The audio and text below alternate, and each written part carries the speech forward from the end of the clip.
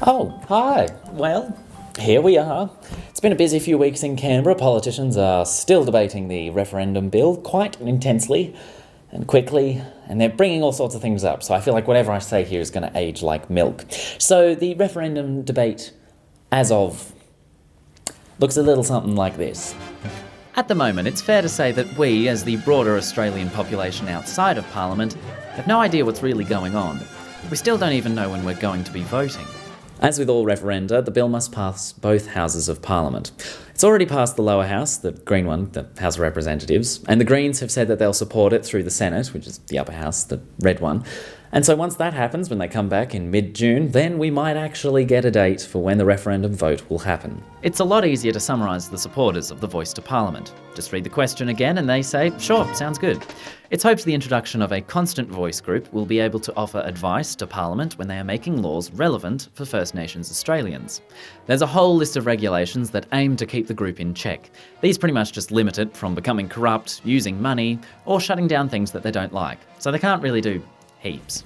However, if you've caught much of the debate, you'll have seen that it's a lot of warning the opposition to not be on the wrong side of history, or just politicians whipping out some real doozies, a bit like this zinger from Victorian MP Peter Murphy. Deakin, you should just sit there and be quiet and let me finish my speech because you're embarrassing yourself. The member for Deakin.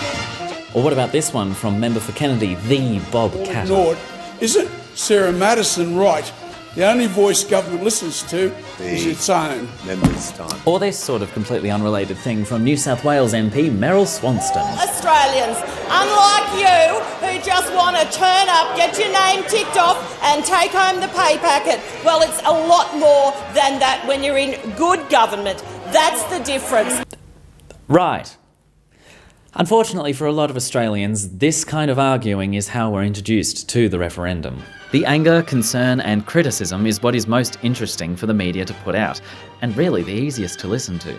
Because if it's really that bad, that means that we don't really have to think before we're faced with the decision. So those supporting the referendum are largely stuck shutting down the opposition. Here's the Minister for Indigenous Affairs, Linda Burney, defending the First Nations voice to Parliament from the opposition. It's not enough on those hell-bent on stoking division. It's not enough for those trying to play politics with an issue that should be above partisan politics.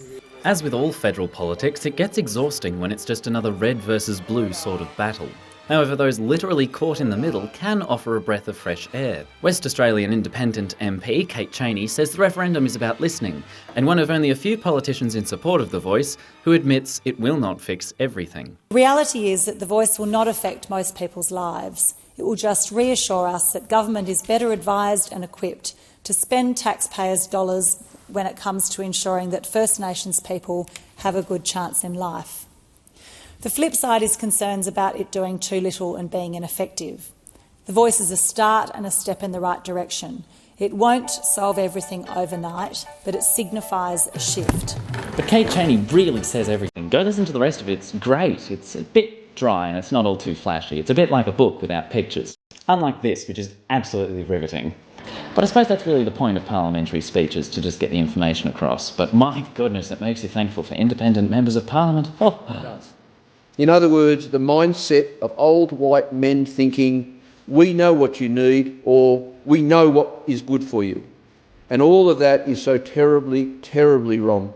And unlike those who have come out opposing the Voice to Parliament referendum, the supporters are not strictly tied to politics. Already, the major Australian football codes have come out in support of the proposal, with the NRL leading the way and the AFL following suit a few weeks later. Many have criticised the announcement, including former Prime Minister John Howard, saying politics should stay out of sport. But David Pocock, who has managed to bring sport into politics, says otherwise. For me, sport is at its best when it's challenging society to be more inclusive. There is a long history of sport having a role in social change, in being part of the conversation. Former Prime Minister John Howard has been largely critical of the broader Voice to Parliament, despite many Liberal members reminding us all that it was Prime Minister John Howard who in 2007 promised a referendum to formally recognise Indigenous Australians in our Constitution. So take that as you will. But remember, this is more than just politics. The actual welfare of people is what we're hopefully voting for. Damien Williams, who is based in Central Australia and works for Indigenous Community Television, says when Australians come to the vote, we must consider the people who may benefit from the voice to Parliament. A lot of the Aboriginal people that this will help are those people that are living in third world conditions in the first world nation. Like, you know, we still have diseases like rheumatic heart disease, which has been eradicated in every other first world country. Housing shortages in communities, people living in, 30 to 40 people, up to that amount of people living in one house. Families, not having that kind of space. One of the big things that isn't talked about a lot in media is, the 500 to 1,000% markup on food in communities. Those campaigning for the yes vote are really calling for empathy. Our current Prime Minister, Anthony Albanese, has sought to remind us it really won't change the lives of most Australians. Are we going to sentence another generation to lives of lesser opportunity? The choice we have now, as politicians and as citizens, is are we going to repeat those same mistakes? Should we just keep doing what we've been doing for such a long period of time and expect a different outcome? But hang on, where did the voice to Parliament even come from? The reason this debate exists at all is for a number of reasons. As previously mentioned, the government of the day had the ability to just shut down and defund whatever group was in power at the time for Indigenous people. So there's never really been a consistent voice to Parliament from First Nations Australians. They've been trying to do this since about 1933, but this time it's come back around because of the Uluru Statement of the Heart in 2017. We actually have to go back a little further than that. In 2015, then Prime Minister Malcolm Turnbull and then Opposition Leader Bill Shorten met with Indigenous leaders to establish the Referendum Council. Over the next 2 years, the Council ran 13 First Nations regional dialogues to determine possible changes to the Constitution under the guidance of Aboriginal and Torres Strait Islander peoples. Then, in 2017, the Referendum Council held a national convention at Uluru to approve the decisions they'd made so far. It is here that delegates endorse and release the Uluru Statement from the Heart, which calls for voice, treaty and truth. The government promptly rejects the whole thing. For another 2 years and a federal election, the work of the Referendum Council is rejigged by another committee chaired by Senators Pat Dodson and Julian Leeser. I recognise him. They decide the voice is the only viable part and the government sets aside funds for the referendum, which they do not go through with in the end. And now, here we are. It's nearly a decade since the referendum process began, 6 years since the Uluru Statement, 4 years since we were supposed to have voted the first time, and nearly a year of this. To break his promise and lie to the Australian people. Be a bit happier. Be a bit happier.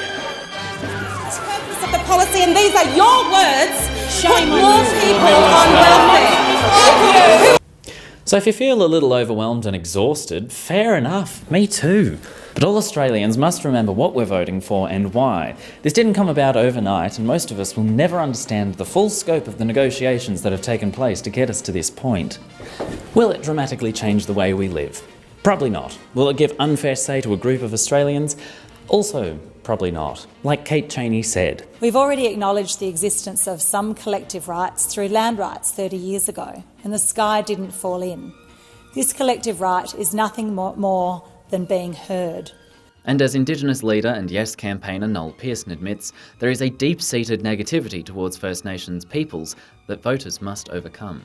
If success in the forthcoming referendum is predicated on our popularity as a people, then it is doubtful we will succeed. And even though current polling suggests a rapid decline in support, which won't do wonders for the final outcome, those in Central Australia, like Damien Williams, are optimistic. I do have a lot of faith in our country. I see a lot of people that are open-minded, and I do believe that our country will make the right decision, and especially our younger generations that are coming through having more say and having more power, and I believe in our country. So now we wait. For most of us, it's just for a few months till we actually have to cast our vote. But remember, for some Australians, this has been decades, if not centuries, of hopeful anticipation. Say, Mr. Speaker, if not now, when? In this chamber, we are each of us one vote among 151. In this referendum, we will be one vote among 18 million. because this historic opportunity belongs to the people. This is a chance for Australians from all faiths and backgrounds and from all walks of life to celebrate the best of our nation, to show the best of ourselves, to vote yes for constitutional recognition, to vote yes for the form that it has been asked for through a voice, to say yes to the invitation to walk together to a better future. With humility and hope and optimism, I commend this bill to the House. The question is, the bill be now read a second time. Oh, but don't stop now. You've still got months to go. Plenty of time to keep reading, researching and understanding. I think we've just gotten the first round of advertisements for the Yes and No campaign this week, so that's exciting, something to look forward to. Everyone's entitled to an opinion, so don't be a pain either. Keep an open mind, you never know. Because, it's the joy of living in a place like this, doing a referendum with options and choice and things. Oh, hello, now it works.